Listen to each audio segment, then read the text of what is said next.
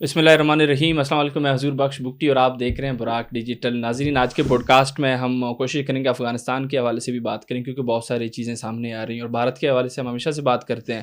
آج بھی آپ کو کچھ نئی چیزیں بتائیں گے.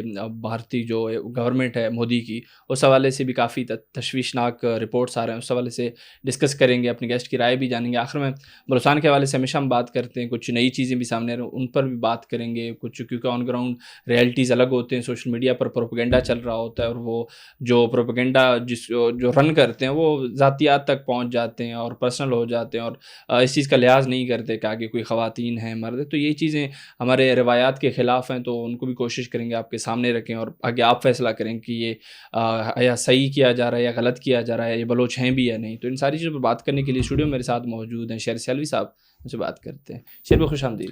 جزاک اللہ بگٹی صاحب. شیر بھائی, سب سے پہلے تو میں افغانستان کے حوالے سے بات کروں گا. افغان جرید ایک افغانستان انٹرنیشنل, اس کی رپورٹ آئی ہے کہ جو تنظیمیں ہیں ایکٹیو ہیں افغانستان میں, ان کی جو ایک قسم کی انٹرنیشنل جو آرگنائزیشنز ہیں وہ کہہ رہے ہیں کہ ان کو اس چیز پر تشویش ہے. میں چاہتا ہوں اس پر آپ بھی بات کریں, کیونکہ آپ ہمیشہ بات کرتے ہیں. بگٹی صاحب, خوشائند بات یہ ہے کہ سعودیہ اس وقت اس پاک افغان میٹرز پہ پاکستان کے ساتھ کھڑا ہے. صحیح.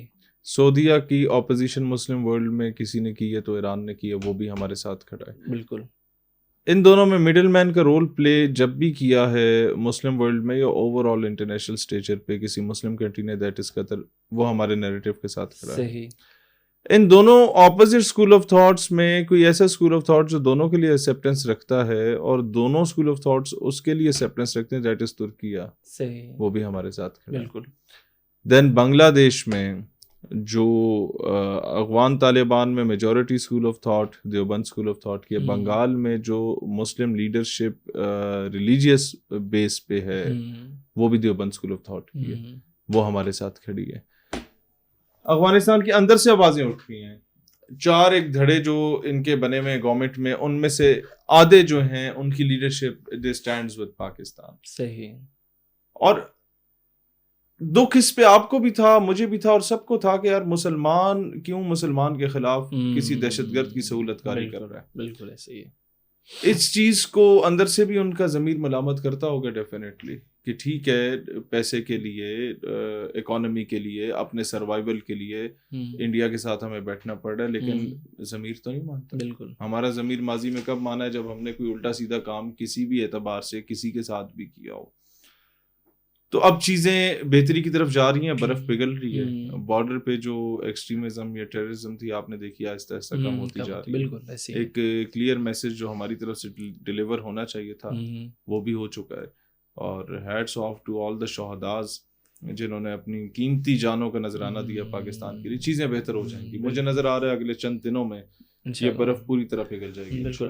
شیر بھائی, ہم رپورٹس کی بات کریں تو ایک اور جریدہ ہے بھارتی دی وائر, اس نے بھی کچھ تشویشناک رپورٹ سامنے لائی ہیں. جس طریقے سے ہم بھارتی اگر گورنمنٹ کی بات کریں, مودی گورنمنٹ کی بات کریں, ان کی اور جو ان کے بزنس مین ہیں یہ امبانی وغیرہ ہو گئے, ان کے ساتھ ان کی گٹھ جوڑ پر انہوں نے رپورٹس بتایا, اور یہ چیز ثابت ہو رہی ہے کہ یہ جو نظام ہے سارا کرپٹ ہے. تو میں چاہتا ہوں اس پر بھی آپ بات کریں. اچھا, کرپشن کی روٹ کاز کیا ہے؟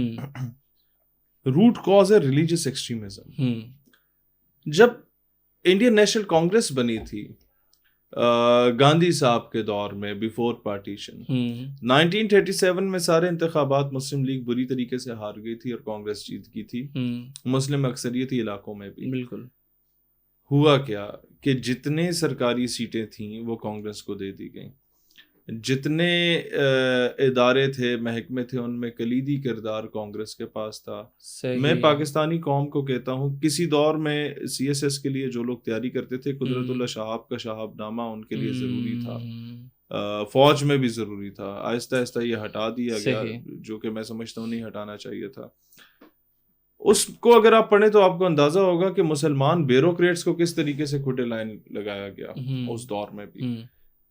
اچھا, پھر 1920 میں گاندھی صاحب نے جو منافقانہ پالیسی اختیار کی تحریک خلافت میں, انہوں نے تحریک خلافت کی حمایت کا اعلان کیا.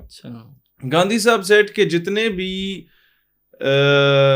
مسلمان ہیں وہ تاج برطانیہ سے بغاوت کا اعلان کرتے ہوئے بر صغیر کو چھوڑ کے ایران اور افغانستان مسلم اکثریتی علاقوں میں چلے جائیں. صحیح. اب افغانستان میں نہ تو کوئی انقلاب آیا ہوا تھا، نہ ایران میں انقلاب آیا ہوا تھا. شاہ افغان شاہ ایران کی حکومتیں تھیں. انہوں نے کہا بھائی جان ہم خود بڑے مشکل سے رہ رہے ہیں، آپ لوگ واپس تشریف لے کے جائیں. صحیح. یہ بوریا بستر باندھ کے مسلمان گئے ہوئے تھے، جب گھروں کو واپس آئے تو ہندوؤں نے کنٹرول سنبھالا ہوا تھا ان کے گھروں کا.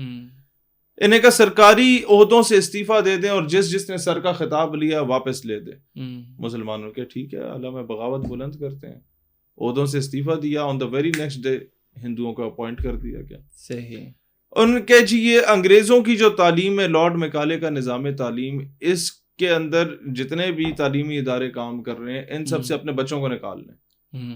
ہوا کیا؟ نظام تعلیم تو برا تھا، مسلمان کا بچہ انگریزی سے دور ہو گیا، مسلمان کا بچہ تعلیم سے دور ہو گیا. سر سید کی کیے کرائی محنت پہ پوری طریقے سے پانی پھیرنے کی صحیح کوشش کی گئی گاندھی صاحب کی جانب سے.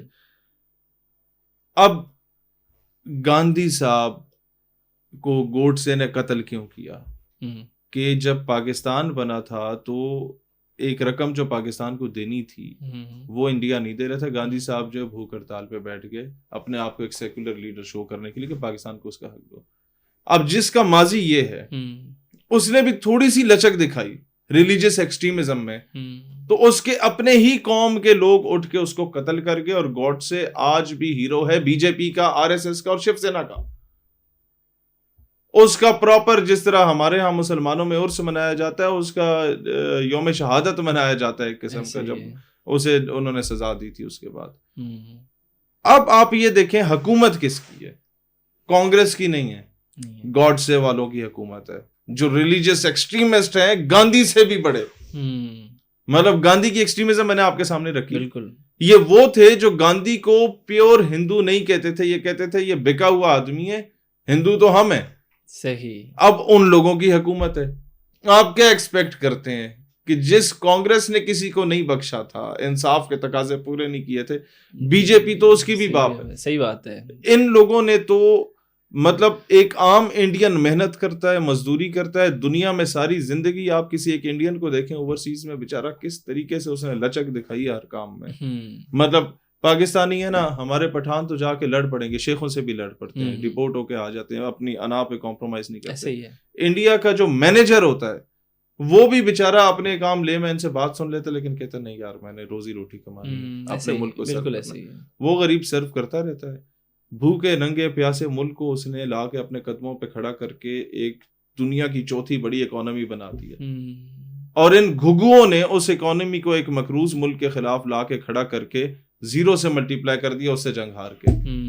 ریلیجیس ایکسٹریمزم جو ہے اگر اس میں عقل، فہم و فراست اور شعور آپ نکال دیں تو بھائی پیچھے کچھ نہیں رہتا. ایسے ہی ہے، بالکل ایسے. تو ان لوگوں نے تباہ کیا اپنے ملک کو، اور یہ سمجھ رہے تھے کہ ان کی تباہ کاری کی بنیاد پہ یہ باقیوں کو تباہ کرنے کے، باقی گھاس نہیں کھاتے.